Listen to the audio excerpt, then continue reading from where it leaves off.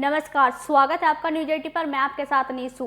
खबर यूपी के मुजफ्फरनगर से है, जहां भारत रत्न और पूर्व प्रधानमंत्री चौधरी चरण सिंह की प्रतिमा के अनावरण को लेकर मुजफ्फरनगर में एक अहम पहल शुरू हुई है, जिसके चलते कैबिनेट मंत्री अनिल कुमार, बिजनौर के सांसद चंदन चौहान और रालोद विधानमंडल दल के नेता राजपाल बालियान ने इस मामले में जिलाधिकारी उमेश मिश्रा से बातचीत की।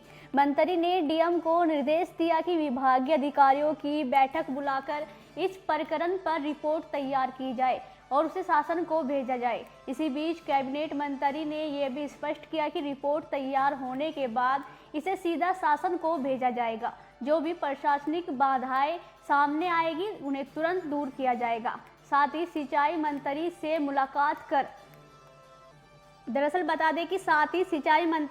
मुलाकात कर अनावरण की योजना पर काम किया जाएगा। दरअसल पूरा मामला मुजफ्फरनगर जिले के बुढ़ाना क्षेत्र के परासोली गांव में चौधरी चरण सिंह की प्रतिमा स्थापित की गई है, लेकिन अब तक इसका अनावरण नहीं हो पाया। इस देरी के पीछे प्रशासनिक और अन्य बाधाओं का कारण बताया जा रहा है, जिसे लेकर रालोद नेताओं और स्थानीय जनता ने अनावरण के जल्द आयोजन की मांग की है। इसी बीच कैबिनेट मंत्री अनिल कुमार ने बयान देते हुए क्या कुछ कहा, सुनिए।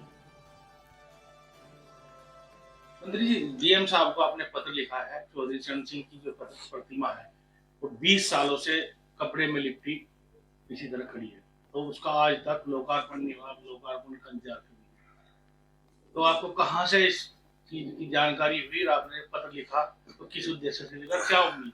देखो, उद्देश्य तो स्पष्ट है कि उस प्रतिमा का लोकार्पण होना चाहिए।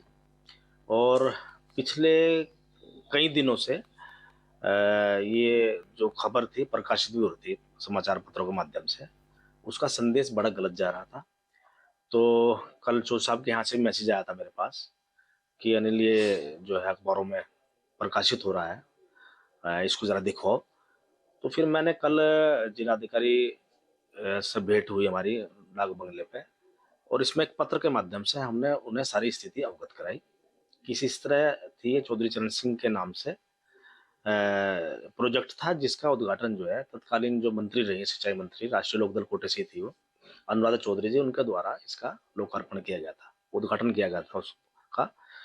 और उसी समय एक बराबर में वाटिका बना के वहां चौधरी चरण सिंह जी की मूर्ति स्थापित की गई थी। लेकिन उसमें कोई टेक्निकल इशू शायद फंसा होगा कि लोअर खंड को उसमें कोई अनापत्ति प्रमाण पत्र जारी करना था, वो नहीं हो पाया। कुछ राजनीतिक कारण रहे हो, ज्यादा मुझे भी जानकारी नहीं, कुछ ना कुछ कारण रहे होंगे जो वो अब तक लंबित पड़ी है।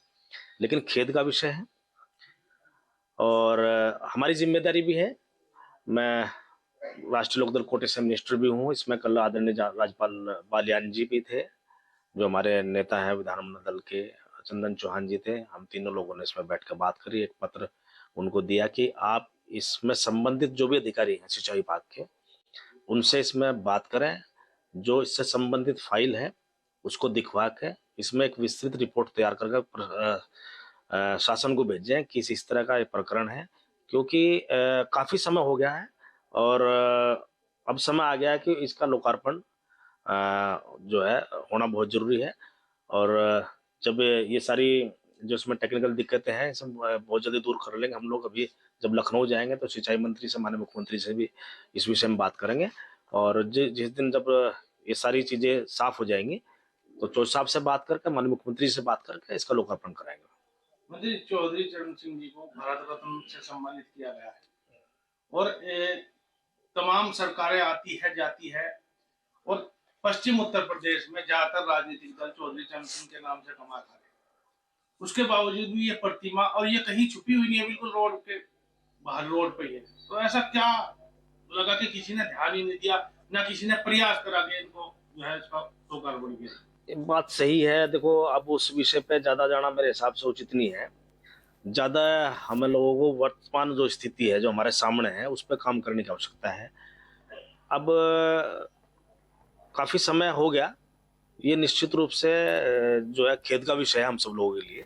इसको इसमें जो हम लोग, चलो उसमें अब सचेत हुए हैं, लेकिन इससे पहले भी जब हम लोग विपक्ष में थे, हम लोग तब भी इसकी मांग उठाते रहे कि इसका मूर्ति का लोकार्पण होता रहे।